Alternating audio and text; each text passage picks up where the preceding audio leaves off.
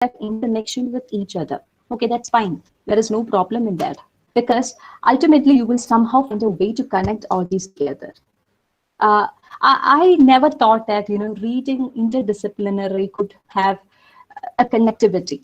Because when you read something from social sciences, and when you read something from literature, and when you read something from maybe something about environment, and then you read something about a pure science, some article on it, or when you watch a video, or when you watch a film, you do all this simultaneously in one day. After doing that, you try to find a connecting thread. Surprisingly, in one way or the other, you will find a connecting thread.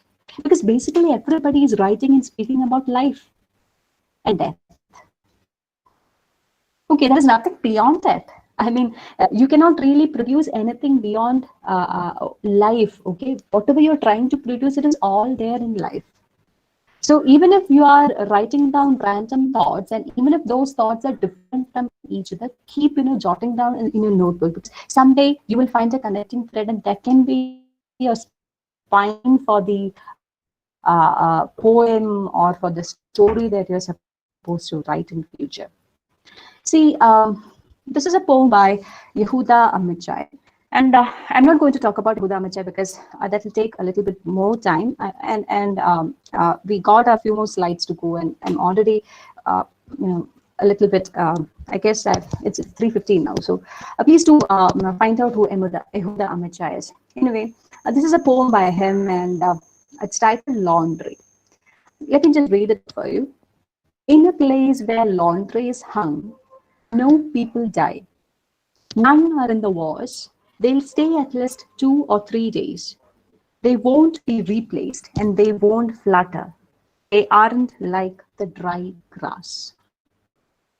See, laundry is something which we are all familiar with. Okay? And where you hang your laundry, that is also something you're familiar with. Grass is something which we are all familiar with. But look at the way in which he's associated that laundry image with grass, and in between he talks about the war.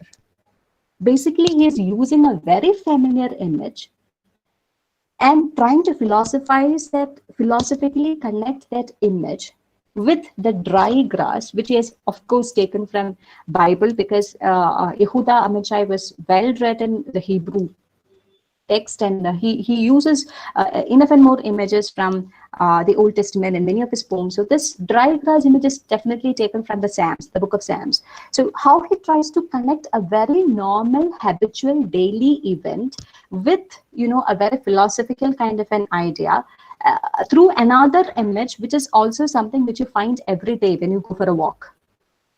See, these are three different ideas, but look at the way in which a good poet, brings together three random ideas. And how is it possible? It is possible because he's ready to think differently.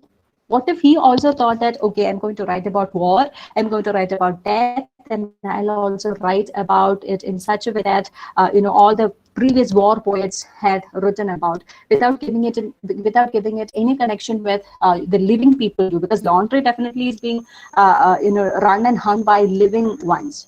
Dead ones don't need it at all. So he is actually trying to bring in, the 3-day permanence of laundry as against, the war, which can kill in seconds. So he didn't, even though he was well read in war poetry, he did not really want to use, that alone, or he did not really want to imitate, though he knew what they had written. He wanted to bring in something different. So which is why I say, even if they are random thoughts, maybe you got a thought about a leaf, jot it down, or you got a leaf in your hand, take it. You take it from, it might be a leaf which has fallen down. Take it and preserve it, keep it in a box, as Twyla Tharp did. Who knows? Feel it. Maybe someday you will write a poem on a leaf. Second important thing in creative writing, or something which plays an immense role in creative writing, is memory. And memory of the reader is very important, because when you write about or when you try to describe an image, the reader would associate, or when you describe an idea, the reader would associate that idea with an image which is preloaded in his or her memory. So what you can do is you can surprise them by bringing in a twist, just like Amichai did. He brought in a twist. Amikai brought in a twist in a manner that you are familiar with laundry only when you wash. Okay, but you are actually twisting that image, you're twisting that idea and trying to talk about what? Or trying to talk about death. So bring together different images and surprise the memory of the reader. So take into account the reader's memory when you write. Equally important is the writer's memory, about which I'll talk in the next slide. See, there is a poem by Anna Joy. Anna Joy is an MPhil student. She completed her MPhil in Malayalam. She's a good friend of mine. And while she was doing her MPhil, a couple of her poems came in Madhrubhumi Azhapadipu. അതിലൊരു കവിതയാണ് കവിതയോർത്ത് കവിതയോർത്ത്. And I don't have the poem with me now, but maybe I can kind of paraphrase a couple of lines for you. It goes like, and maybe attempt at translating. It goes like this, not translation, not exactly the poem, but a kind of a paraphrase. The person in the poem, obviously a poet, is thinking about writing down a poem. And then she enters the bathroom to take a bath. Please don't think that a poet, if he or she has to write down a poem, should sit beside a table on a chair and strictly write down a poem. A poem can happen anywhere, from my experience, from my humble experience. It can happen inside a bathroom. Okay. So the person enters the bathroom and then she takes a bath. And as she takes the bath, and she thinks about the poem. And what happens is that she says in the poem, a sparrow comes and sits on the windowsill. I mean, the ventilator part, and then the sparrow becomes a part of the poem. Then she thinks, the person thinks, the first line of the poem has been, written down by the sparrow for me. Then she hears a frog croaking somewhere outside, quite near to the bathroom. And then that frog is actually contributed another verse.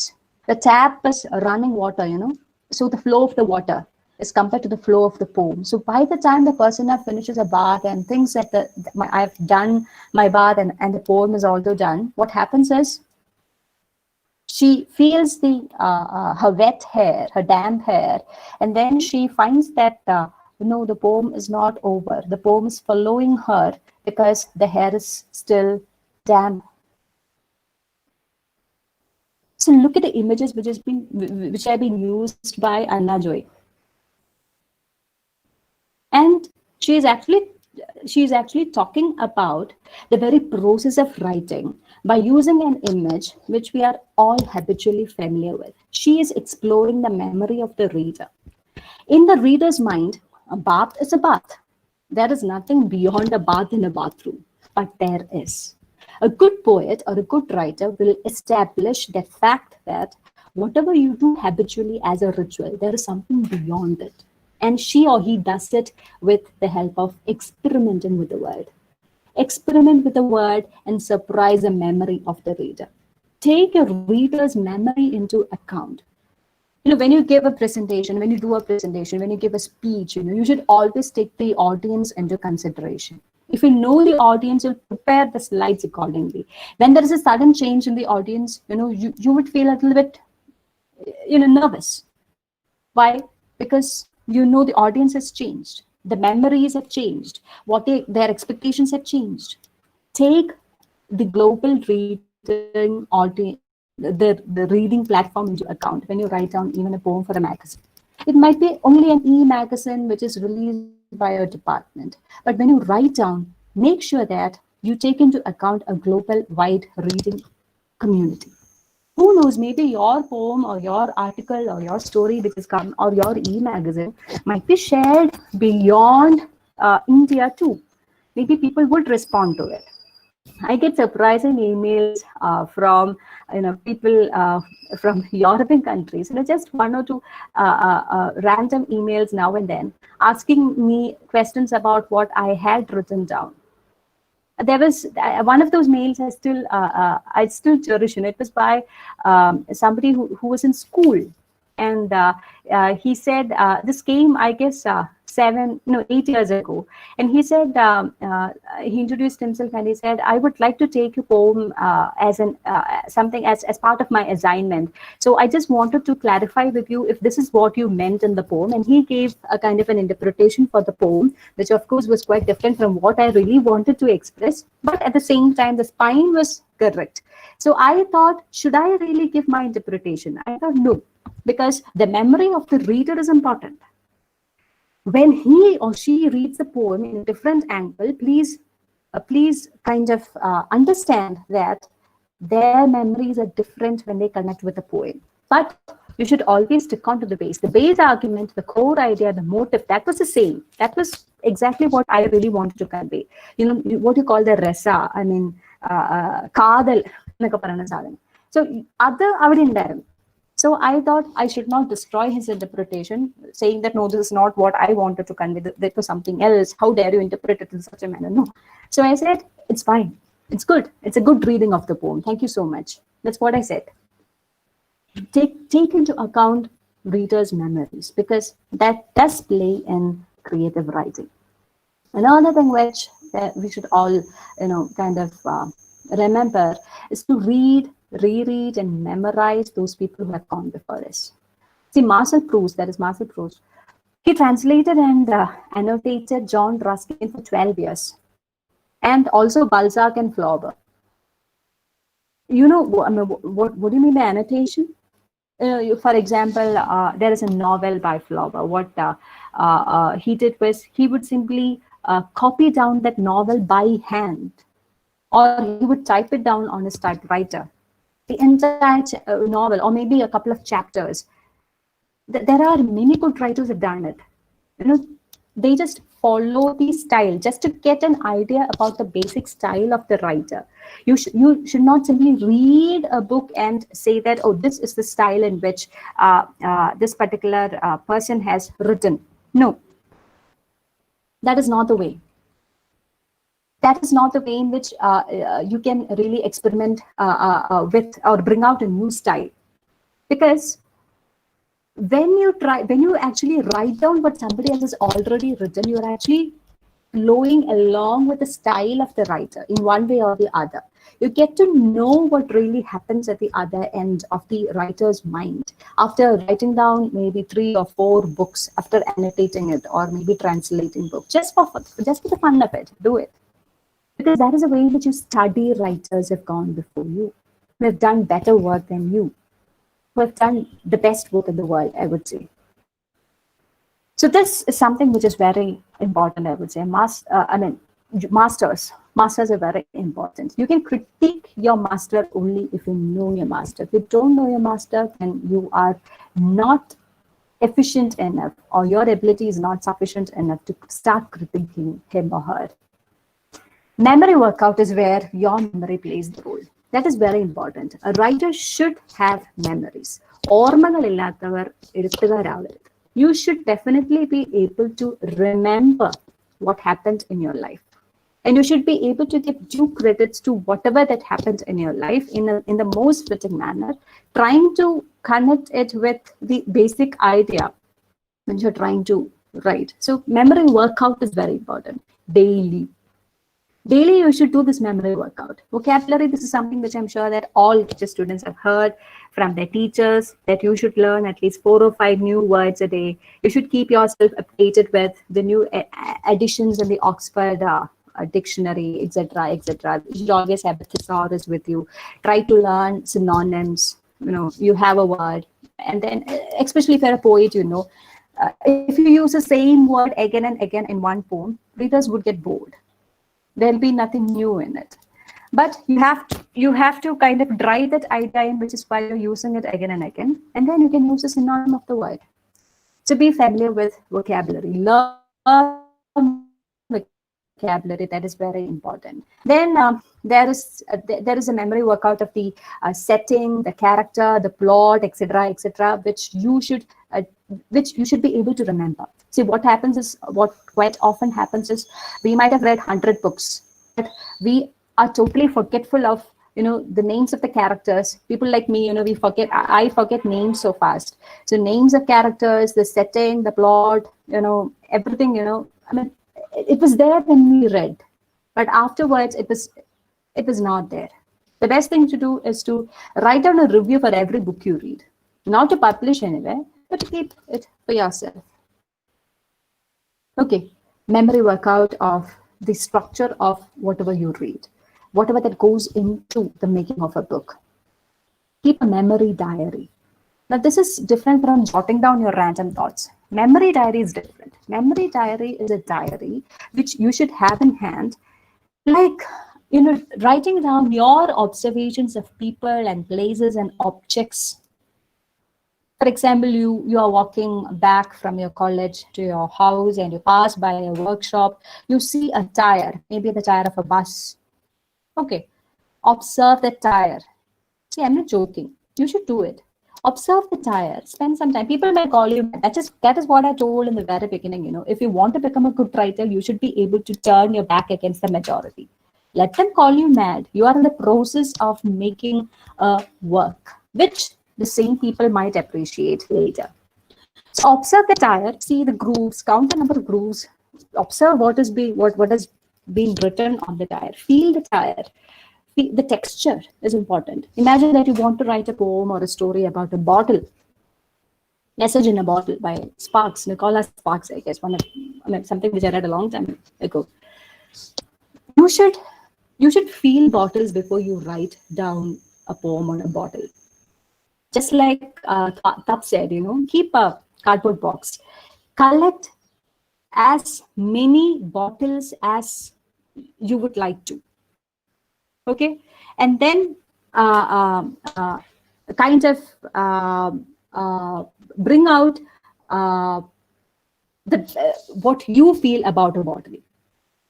Okay, for example, you collect bottles of different shapes, of different sizes, of different textures. You feel each and every bottle every day, just like Flaubert's parrot, I would say. You different kinds of bottles. And then you study bottles, you read on bottles, you Google bottles, you get to know more about what a bottle is. Do you know how a bottle is made? Then if you don't know, then how can you write a poem on a bottle? How can you write a novel on a bottle?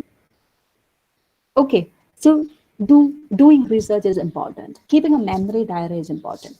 Same with people, persons. Observe people when you travel in a bus. വായി നോക്കുക എന്നല്ല ഉദ്ദേശിക്കുന്നത്. Observe them critically. Okay, അല്ല തല്ലി വാങ്ങിക്കും. Critically observe people, look at the features. I mean, ചിലരുടെ മൂക്ക് ഒങ്ങിയായിരിക്കും, ചിലരുടെ താന്നായിരിക്കും.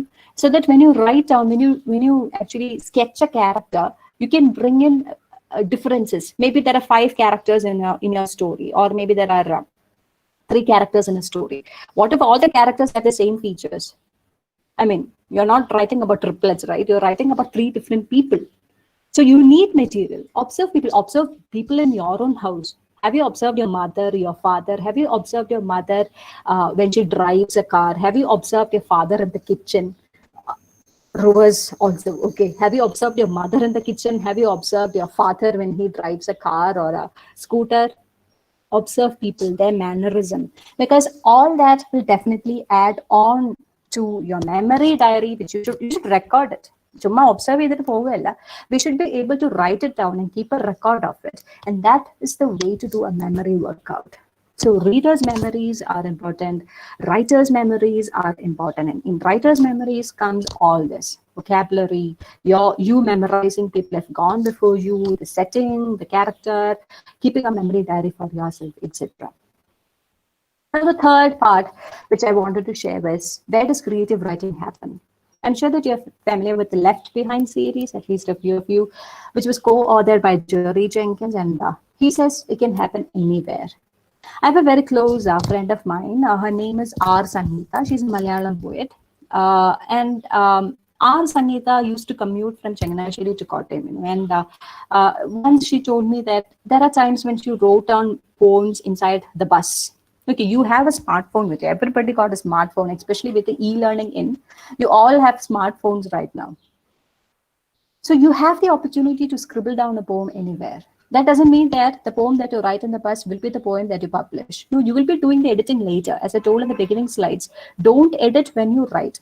Okay, write it down, scribble it down. It can happen anywhere. As I said, it can happen inside a bathroom. And I mean, Fiona Mosley, this is Fiona Mosley, and she won the 2018 Polari Prize for her debut LGBT writing. In 2017, she was shortlisted for Man Booker Prize, and she wrote that novel, which was shortlisted for Man Booker Prize. If you remember that novel, Helmet on a Phone, when she was commuting for 4 years. She used to commute on trains from her home to her workplace, and that is when she wrote a novel which was shortlisted for Man Booker Prize. Imagine. There is a poem by Charles Bukowski, which has been beautifully illustrated by a site which I love and I follow. If you have not heard about Illinois, please do check it up on YouTube and follow the site. They bring in beautiful illustrations of poets like Bukowski and E. Cummings, etc. Now, I'll play the video at the end. What Bukowski's creativity says is that we have always found excuses, like I got a house to run, I've got job, I've got children to take care of, etc., etc. And we have never, tried to creatively find a space for ourselves. But Bukowski says, creativity starts now. No matter whether you have a back-breaking job, no matter whether you live in the most filthy conditions, there are novelists who who did not even own one room for themselves when they wrote down the best of their novels. Okay, so creativity is not dependent on your luxurious life.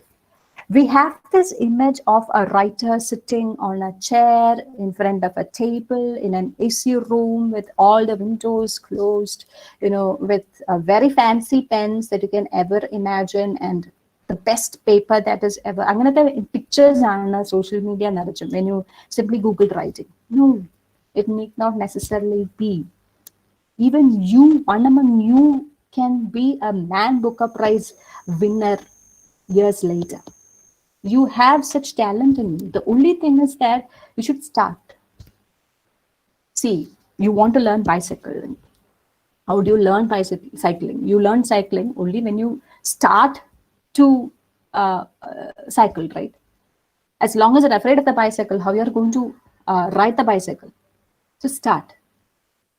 At the same time, there are also writers who are specific about a place. There are writers who can write only if they sit in their private garden. There are writers who prefer certain rooms for writing. There are writers, like J.K. Rowling, who started writing Harry Potter series inside a cafe. She used to go there every morning, sit there and write for some time. And of course, there are writers. Of course, if you had followed the how do poets write, how do writers write, kind of the article which used to come in the Hindu, you would have found that there are certain writers who have certain specificities when they write. Like they should find their desktop arranged in such a manner, etc. Okay. Anyway, at the same time, there are also possibilities of writing anywhere if you have that spirit in you. Now, we are moving to the end of almost to the end of the session. How do you creatively engage the readers? The most important thing is that you should be informed. As I told you, you should do ample research. And from where do you get the material? News. In news, media, it gives you all kinds of information. And right now it gives you all, sometimes it gives very negative feel after you watch news or debate. I'm so helpless, I feel helpless after such debates many times. But at the same time, newspapers and media can give you enough material to start with the work. So gather information from the news. And also try to bring out something which is constructive. It might be a very destructive news that is in the newspaper, but try to bring out a constructive story out of it. Something with which people might remember you for, kind of turning the plot upside down. Stories which you hear maybe from your friends, when you sit together for the lunchtime. Of course, we all have sat together for the lunchtime and shared jokes and stories. Those stories, rewind those stories, make it into a real, creative story. Or it might be stories which you heard in your childhood from your mother or your father or your grandparents. Rewrite those stories. It can even be scenes which you watch from your window, especially in Corona times. There is nothing much to do, but you simply sit inside a room and you watch whatever that is happening out. During lockdown times, that was what we were all doing. I mean, those scenes, it might be the pattern of the sky. It might be the pattern of a leaf. It might be the um, patterns on the curtain, on the window pane, something. Gather information. Be on the lookout for information. Be curious about life, basically. Be curious about objects. That doesn't mean poking your nose into privacy. Sorry, that is not what I mean. But be curious. Keep a notepad, as it was already mentioned. Keep it section wise. Keep one section for your personal experiences. Anything new which you experienced, it might be good, bad, or gray. Write it down. Keep a section for newspaper articles. You should buy a big notepad. Okay, it's not something like maybe not an enormous diary or something, but something which is something which can definitely record it at least for 1 year. Stick newspaper clippings and photos. Sometimes you don't feel like writing anything. If you're planning to write, make it a point that you spend time in front of books and papers every day for a particular period of time, which you can decide. It might be 15 minutes, it might be 30 minutes, it might be 1 hour. It's up to you. But that should happen every day. Just like brushing your teeth in the morning and taking bath every day is a habit. Writing and reading should become a habit. So one day, some days you don't feel like writing even a single line. Don't write.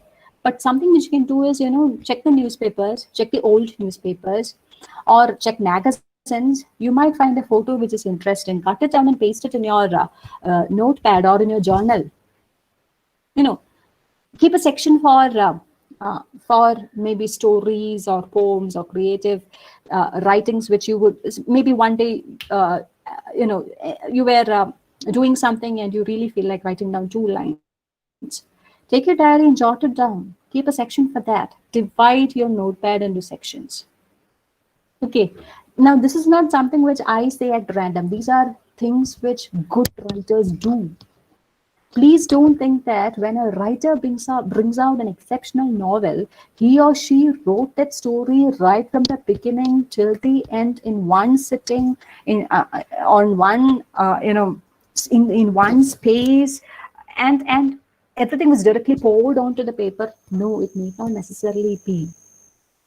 Okay, it might be a photo which actually leads to award-winning films and movies. It might be a photo which can create award-winning books. It might be anything. It might be a random experience. So keep a notepad.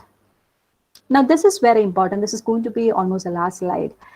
When you start creatively engaging in writing, be sure to face hindrances or hurdles or what we usually call the writer's block. Everybody has to go through it.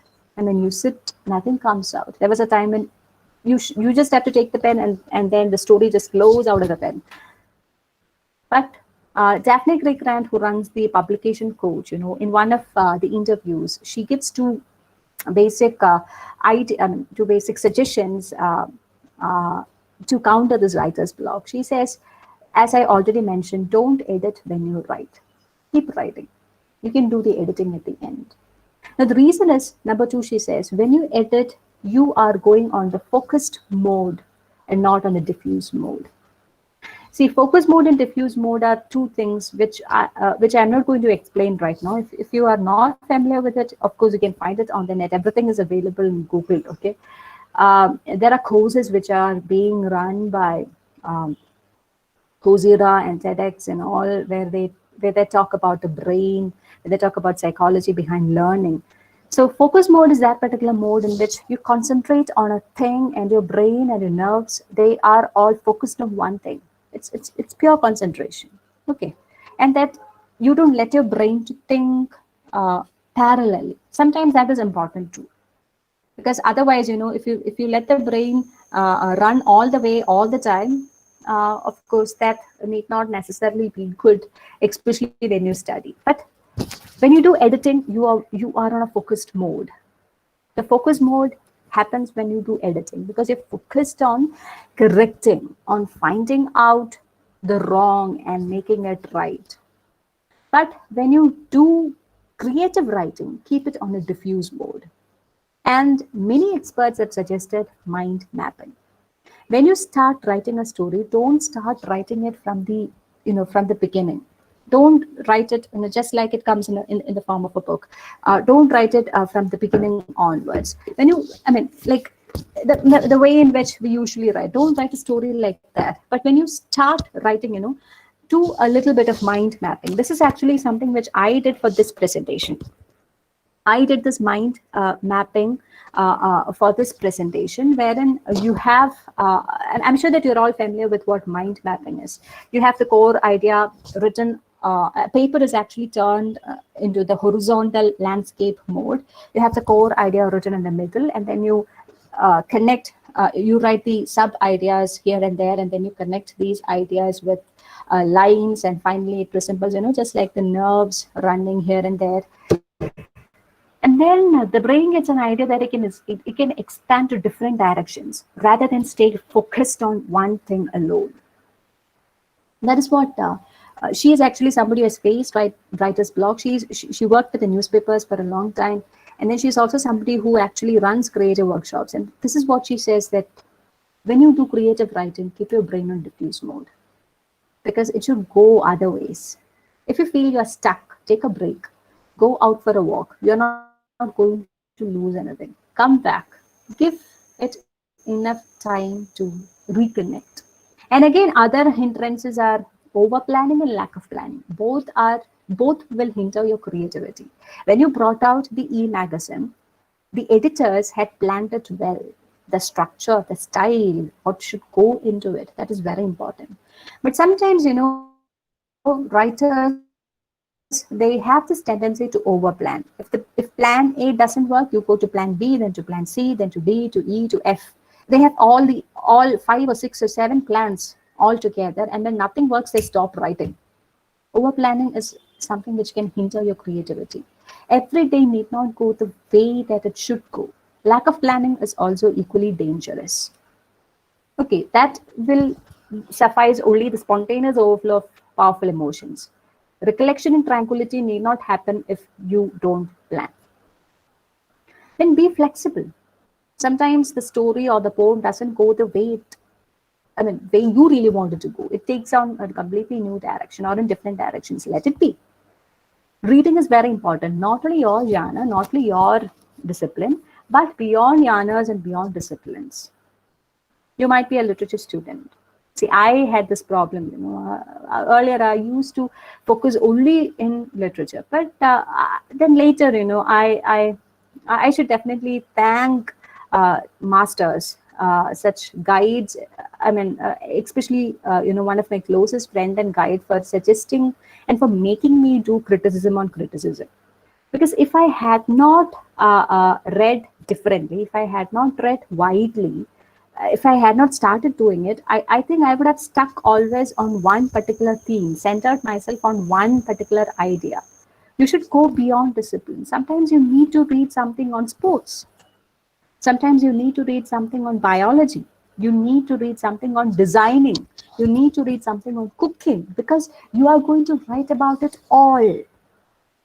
Maybe, see, imagine you're writing on the preparation of sambar in a book or in a story or in a novel. Imagine that you're writing and you want to say that somebody's cooking sambar, the character is, making sambar. What are the ingredients of sambar? Either you observe preparation of sambar, or you yourself make sambar, or you at least read about sambar, different types of sambars, which are cooked all over India. Okay, what is the difference between the Tamil Nadu sambar and Kerala sambar? Do research on it. Yes, writing is not an easy task. Writing requires immense effort. Please don't think that writing down a 14-line poem takes only 14 minutes. That is bullshit. That is completely wrong. Writing down 14 lines might take even 14 years. I'm not exaggerating. See, you might have all heard about Wisława Szymborska. Wisława Szymborska, in her Nobel Prize for Literature, Nobel lecture, when she got the Nobel Prize for Literature, she said, "Have you watched a poet writing down a poem?" It's such a boring job, I would say. You find a man or a woman sitting and writing down 5 lines. It takes almost half an hour to write down that 4 or 5 lines. And then the same person cuts off each line and then stares at a blank wall or looks outside the window for another hour. And after an hour, the same person resumes writing. And then the same thing happens, cuts off here and there, words are cut off, lines are cut off. And then he or she starts writing it again. It's a tedious effort. It's not an easy task. No matter what you do, always stick to the spine. See, you have all read Italo Calvino's If on a Winter's Night, A Travel. It's a novel about novel. You read 11 stories or 11 novels in one novel.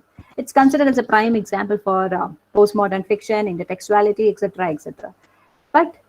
And the story, it doesn't go in a linear fashion. It just takes, just like, you record the heartbeat of a patient. You monitor the heartbeat and it moves up and down, up and down, up and down all the time. It takes all kinds of twists you can ever imagine. But in the end, a reader gets outside the book with a feel that, or he or she does not forget that, I've been reading a text on text, or I've been reading fiction on fiction, maybe metafiction, or I've been writing about writing. That is a spine. He sticks on to the spine in spite of, writing down a postmodern text. Writing down a postmodern novel does not mean that you should write things which nobody would ever understand. No, that is wrong. The spine should remain intact in spite of you experimenting with words or style or whatever that goes in the making of your text. That is a hindrance to creativity. Like, you get so much carried off with a style that you forget what you were really writing about. You forget the basic idea behind it. Okay. Now, let me conclude with a quote by Twyla Tarp. She says, "Creativity is an act of defiance." Now, when I say defiance, the first thing which comes to our mind is, being a rebel. Of course, you should be a rebel in one way or the other, to yourself and to the norms and to the, whatever that is hindering your creativity. But at the same time, defiance can also mean spreading cheer when it is negativity all around. That is also an act of defiance. That is your writing or bringing out an e-magazine can be considered to some extent an act of defiance. You are defying the universal laws, maybe, probably. You are defying a disaster. You are defying your loneliness. You are defying your existential crisis when you write down something and you bring it out. Creativity is an act of defiance. Okay, it's your ability to turn your back against everything which hinders your creativity. So thank you so much. And these are 2 images with which I would like to conclude. One is from Noor Nahar. Noor Nahar is a Pakistani poet. She is 25 or 26 years old. She's only 25, 26 years old, almost like you, almost near to your age. But she has actually brought out The Moon and the Eclipse, which sold over, I guess, around 1 million copies. And she has a blog. If you visit Noor Nahar's blog, you will find images like this. This is an example for an art journal wherein she sticks on, she cuts random newspaper articles, then she draws a typewriter, and then she cuts a typewriter, and then and the typewriter is producing the title of the poem, which is strong. You have the poem on the other page, and then she takes a photo of the art journal and then she posts it on social media platforms. See the different media that she has used in bringing out the poem. It's not simply paper and ink. In any way, not anymore. In an e-world, poetry is not simply paper and ink. You have multiple platforms. You have people like Wazenshire, Rubika, or Noor Nahar, all experimenting in different manners with the social media platforms. Some come on YouTube and recite, some do art journals like these. Then after a while, you get so much followers that publishers come and seek you. Sometimes you'll be publishing with a very minor publisher, but that would and many of the digital media poets, they published with very minor publishers, and those publishers got famous because of the impact of the work which they did later. And then, see, these are all examples for art journals. One side, there is a sketch. On the other side, you have a real object. So thank you so much for watching. And before I conclude, shall I share with you that Bukowski's poem? Can I take 2 more minutes? It's a very short poem. Yes, please, please. Okay, just 2 minutes. I know that I've been boring you to death, but the next thing is actually not me doing. It's been done by, and I would definitely recommend that site to you, because I find it a wonderful YouTube channel which is done by Ilnias. Need a professional website? I created one Sorry for for our this. startup using Wix. Let me show you how I did it. First,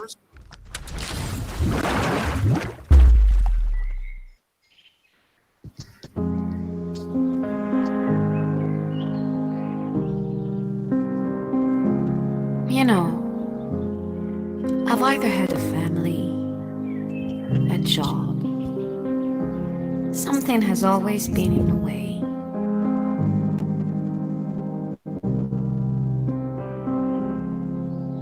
But now, I've sold my house. I found this place, a large studio. You should see the space and the light.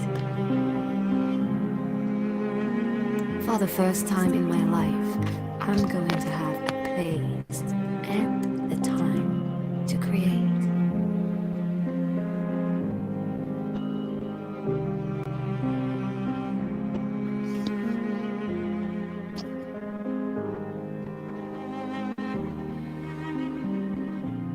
No, baby.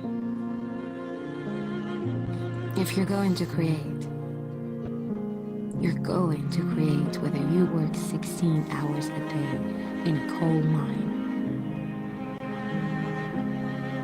or you're going to create in a small room with 3 children while you're on welfare. You're going to create with part of your mind and your body blown away.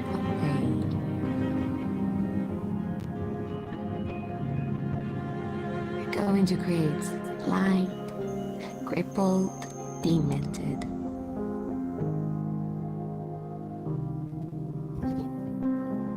You're going to create with a cat crawling up your back while the whole city trembles in earthquake, bombardment, flood, and fire.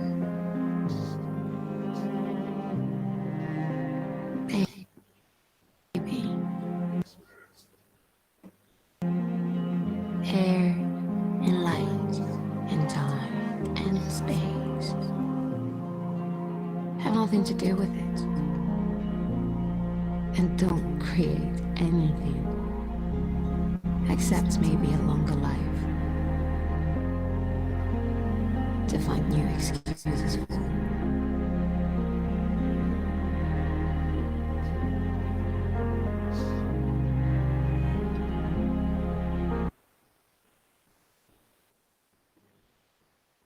Thank you so much. So let me just add on to Bukowski, create in Corona times. Thank you so much. Thank you, teachers and students. It was wonderful to be with you for some time.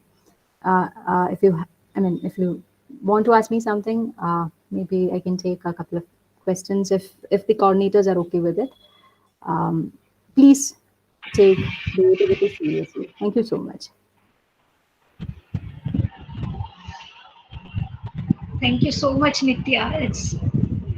It was you who actually took us on a ride regarding creativity, things that we sometimes accidentally mention in class. You put it so much succinctly with examples. Thank you so much, Nithya. Thank you so very much. I have nothing else to say about beyond that. I guess that expresses everything. You get it, right? If Thank you. there Thank are you. any queries, you either post it on chat or please switch on your mic and ask. You're free to ask anything.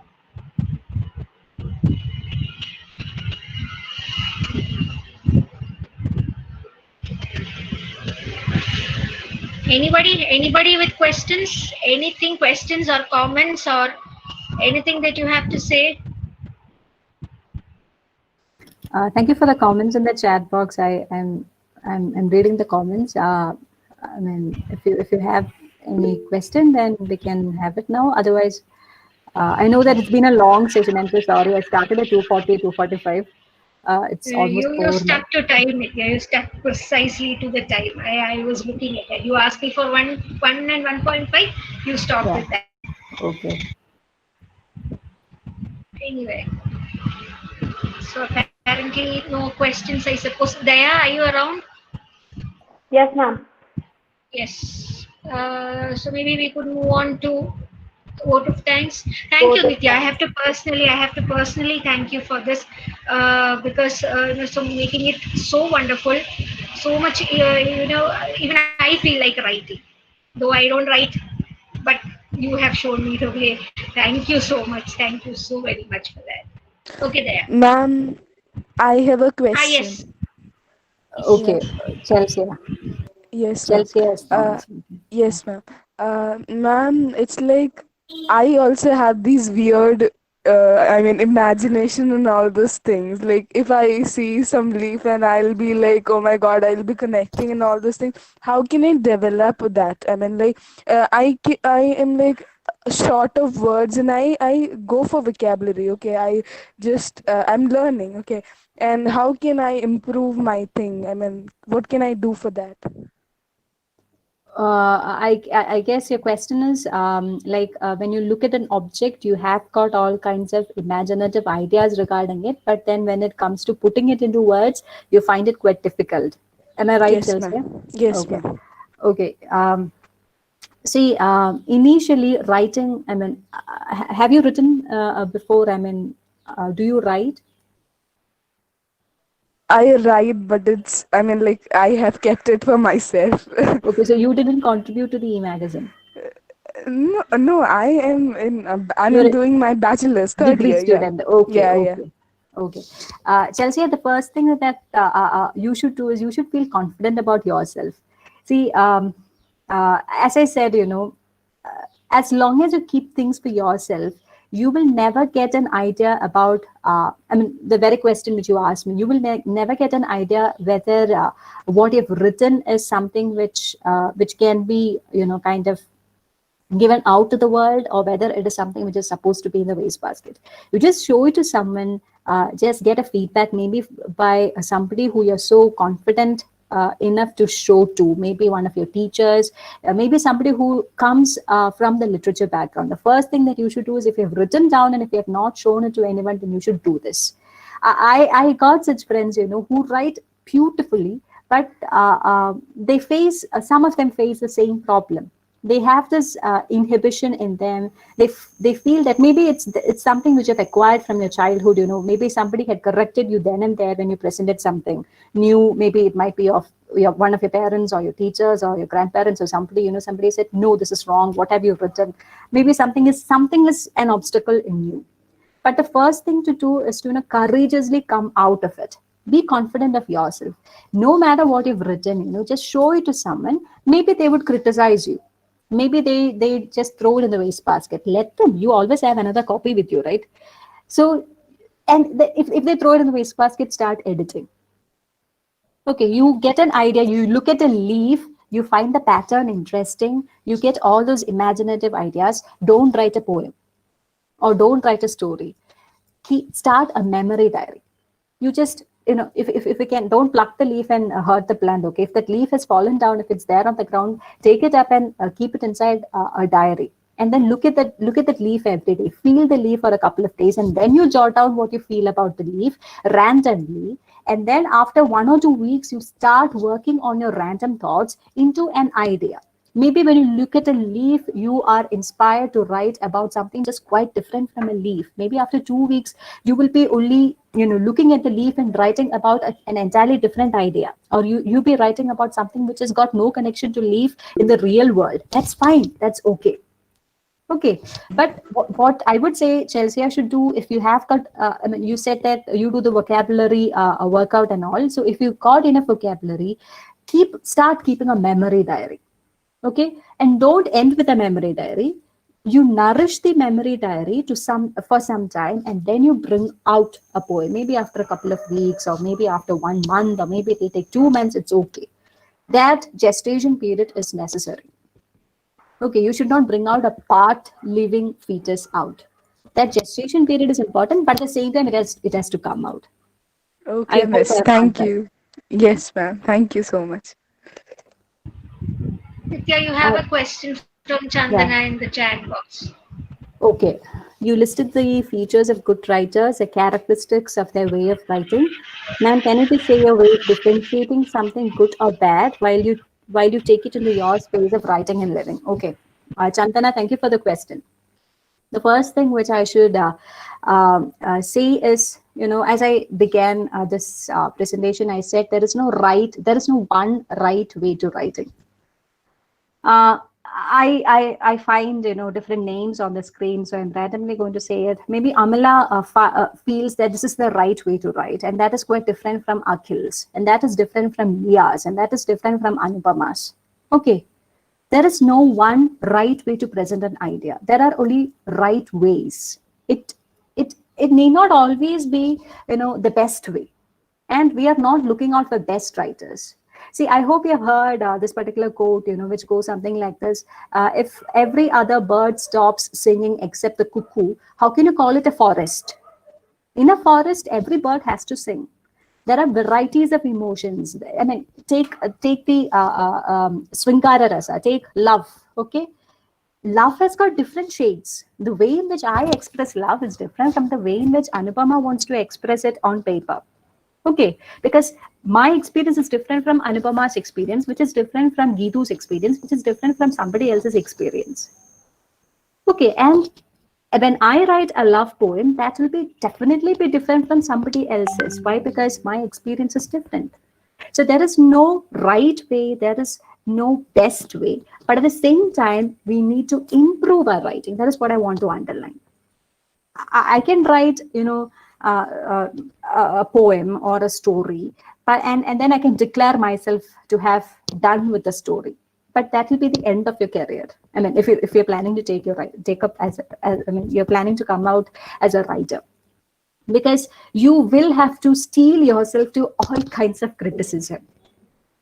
And that is when you can make yourself better. Even when you're standing in a gray area, you can make yourself better in the gray.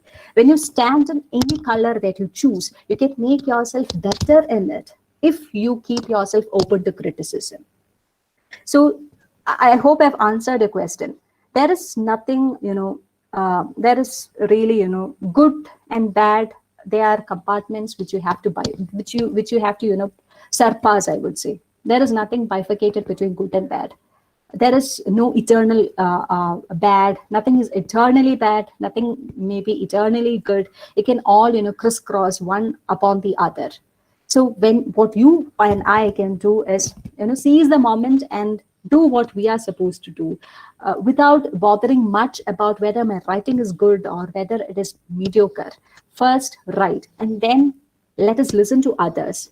Let them give us feedback, and let us choose whether we should listen to them, to their feedback. What feedback should I listen to? Which all feedback should I really, ignore? Sometimes, people will give you pretty good comments with which you can improve your poems. I got very good friends who actually critically, do a critical appraisal of my poem. I sent my poems to them first. Okay, I get a critical evaluation from them, and then I do a lot of editing on it based on their criticism. And there are, as I told you, there are teachers have told me that, Nithya, please don't publish this poem. There are editors who have told me that this particular poem is not fit for publishing. And let me tell you, none of the major publishers to who I had actually sent my poems have agreed to publish my poem so far. None of the major publishers. Okay. So, and as I said, that doesn't mean that you will always remain bad or you will always remain mediocre. You can better yourself, and you should not. I would say, I would strongly suggest that nobody should be praised beyond, their capacity to accept a praise, because that will also be the end of your career. So I take everything into the space of my. I try to take everything into the space of my writing. Sometimes it hurts, okay. Criticism, sometimes it hurts very badly. But then after some days, you feel that, yeah, what that person said was right in one way or the other. Maybe I should work. Sometimes it hurts.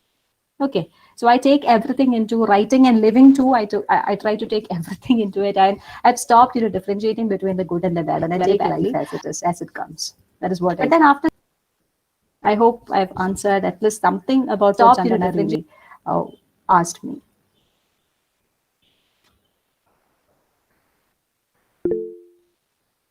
Thank you, Chandana. Any more queries? If not, then shall we move on to vote of thanks? There. Thank you so much, ma'am, for this wonderful session and for clearing the doubts of our students. We have come to the close of today's session. I invite Anisha of S5 Communicative English to voice our gratitude. I hope I'm audible. Am I? Yes, you are. Yes, ma'am. Honorable Resource Person of the Day, Dr. Nithya Mariam John, our respected principals, Dr. Rita Dikutu, dearest teachers and my dear friends. It's my privilege to propose a vote of thanks in this auspicious occasion. Dr. Nithya Mariam John, it's been a pleasure to listen to you, ma'am. Your words have enlightened us and finessed our writing skills. Thank you for taking out your valuable time for us, ma'am. I, on behalf of the Josephine family, extend our sincere gratitude to you, ma'am. Thank you so much, ma'am. Our beloved principal, Dr. Rita Dikutu, who has never ceased to encourage us with her incessant efforts and guidance. Thank you for blessing us with your lively presence in this workshop, ma'am. Thank you so much, ma'am. Thankfulness is the beginning of gratitude, and gratitude is the beginning of thankfulness. With a deep sense of appreciation, I recall the efforts of our dearest teachers who are making our pandemic days lively and rewarding. Convener of the workshop, Geetu ma'am, coordinators, Divya ma'am, Anupama ma'am, and Chitra ma'am, we are grateful for your efforts and endeavors. Thank you, teachers. Big thanks to the PG Department of English and Readers Club for organizing this event. No program would be successful with a single person. So I extend my gratefulness to the participants, volunteers, and technicians who have made this event a success. And a special mention to Adil Chetan for helping us with the technical aspects. Once again, I thank everybody who has been a part of this event. Thank you so much. Thank you all. Thank you, Anisha. So I guess we have successfully come to the end of the event today.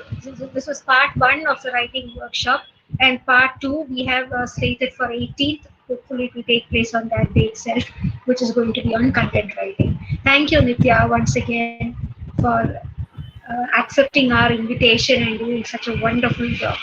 Thank you so much. And Thank you for the thank you, dear. opportunity. Thank you. Thank you, dear students, for being active and for responding and for being here. Thank you so much. Make sure you fill in the feedback. Thanks a lot.